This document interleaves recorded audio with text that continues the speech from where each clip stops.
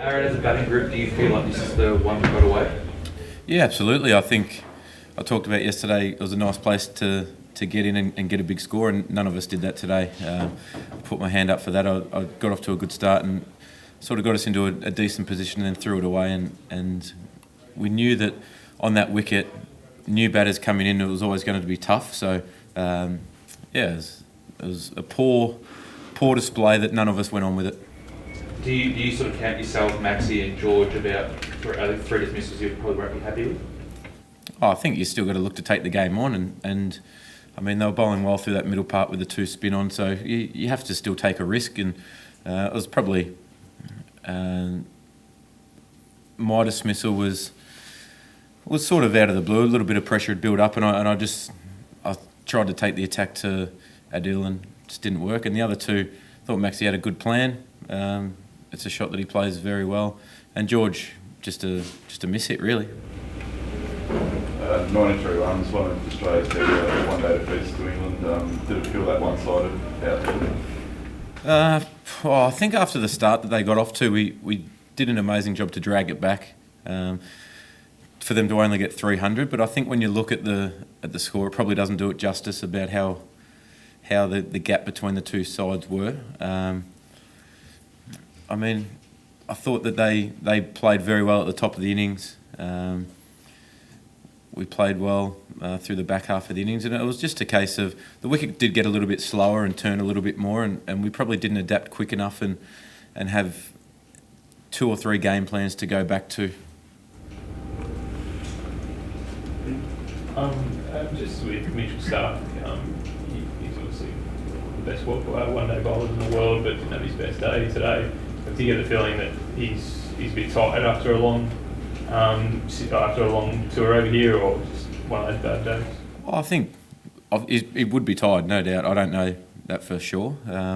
He's played a lot of cricket, but at the end of the day, one-day cricket teams are looking to score heavily in the first 10 overs, and he bowls at the two most difficult parts of the game, at the top and at the end of the innings. So it's just one of those days for Mitch. He's performed so well for 2 years in this format for Australia that, I mean, you can forgive one game.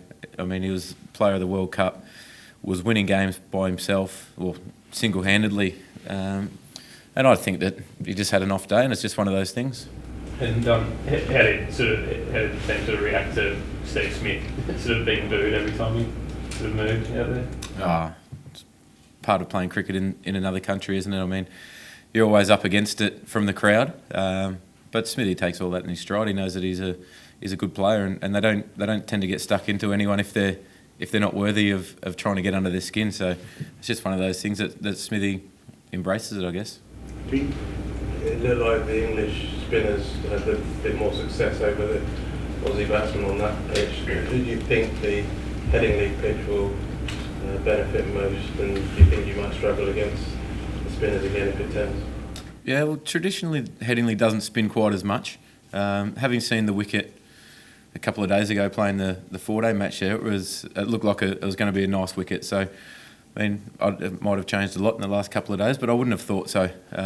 Their spinners bowled extremely well, and probably we didn't look to put enough pressure on them early in their spell. I suppose when you're up with the run rate and you're ticking along nicely, you think you can just continue on and chip away at the run rate, and they bowled exceptionally well. So I think that was probably a misstep by us, that we didn't look to take them on early in their spell and get them off length or get them off the line and create bad balls. We probably just allowed them to sit in and get into a nice rhythm. Sure. On a positive note, Aaron, you look very comfortable back out there. Obviously your first game for Australia in a little while. Did it feel like everything was working as you wanted?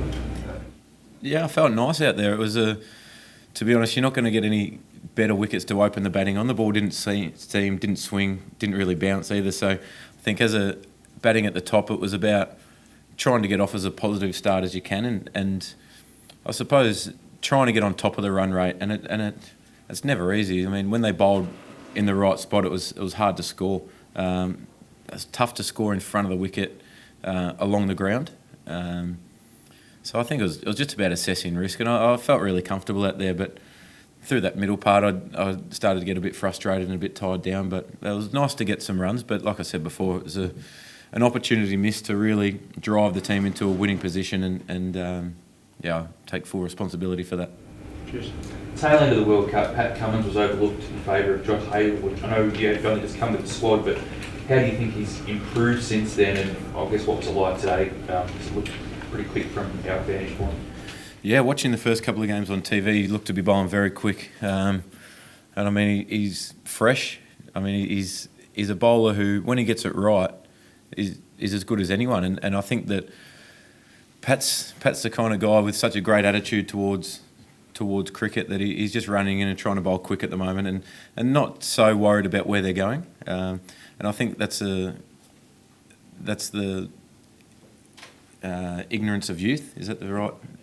You know what I'm trying to say there. He's just running in and trying to bowl quick, and he's bowling beautifully at the moment. And I think that as he gets more cricket under his belt, I think that he's only going to get better. Aaron Ashnagar made his ODI debut today, obviously, and seemed to bowl quite well. Do you think if that stumping chance had gone his way, that middle of the innings period might have gone a bit differently? Oh, I think he bowled very well in his debut. I mean, it was a nice wicket for him to bowl on, and he was bowling at two very good players to spin through that middle part. So the way he kept his head and stayed really, really relaxed under pressure, I think was a credit to him. And I think the way that he kept getting the ball up there, kept giving it a chance, shows a lot of confidence in himself and a lot of confidence in his ability. So I think that when you've got a young guy coming into the side like that, he's obviously played a couple of test matches, but coming into a new side after the team's been having a lot of success, it just shows that these guys have got a lot of confidence and they're very skillful. It was just one of those things. It was a tough chance from Wadey. I mean, any time it spins back through the gate and bounces, it's always tough. So no one means to miss a chance or hit one straight up in the air. So it's just part of the game, isn't it?